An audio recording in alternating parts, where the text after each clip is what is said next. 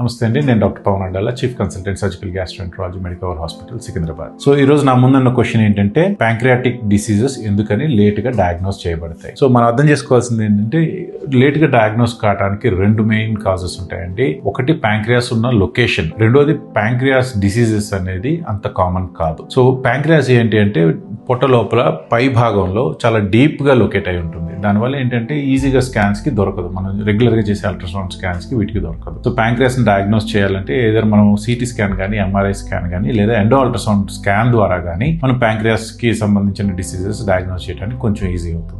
Blood టెస్ట్లు అంత specific కాదండి. మనం చేసే రెగ్యులర్ లివర్ ఫంక్షన్ టెస్ట్ కానీ, సిబిపి కానీ, లేదంటే రీనల్ ఫంక్షన్ టెస్ట్ ద్వారా కానీ ప్యాంక్రియాటిక్ సంబంధించిన డిసీజెస్ కనుక్కోవడం కష్టం. బట్ కొంత ఏంటి అంటే ప్యాంక్రియాటైటిస్ పేషెంట్స్ లో MLase లైపేజ్ అనే రెండు బ్లడ్ టెస్ట్ ద్వారా మనకి కొంత ఇన్ఫర్మేషన్ అయితే వస్తుంది. అండ్ CA99 లెవెల్ కానీ, CA125 లెవెల్ వల్ల కానీ, CEA లెవెల్స్ వల్ల కానీ కొంత ప్యాంక్రియాటిక్ క్యాన్సర్ కి సంబంధించిన ఇన్ఫర్మేషన్ అయితే వచ్చే అవకాశం ఉంటుంది. రెండోది ఇందాక చెప్పుకున్నట్టుగా ప్యాంక్రియాటిక్ డిసీజెస్ అంత కామన్ కాదు. బట్ ఆల్కహాల్ స్మోకింగ్ వల్ల, డయాబెటీస్ వల్ల కానీ ప్యాంక్రియాటిక్ ప్రాబ్లమ్స్ అనేది రిస్క్ పెరుగుతూ ఉంటుంది. ప్యాంక్రియాటిక్ క్యాన్సర్ రిస్క్ కూడా ఈ మూడు ప్రాబ్లమ్స్ వల్ల పెరుగుతూ ఉంటుంది. ఫ్యామిలీలో కనుక రిలేటెడ్ ప్రాబ్లమ్స్ ఏదైనా ఉన్నట్లయితే కనుక మీకు కూడా ప్యాంక్రియాస్ రిలేటెడ్ ప్రాబ్లమ్స్ వచ్చే అవకాశం ఉంటుంది.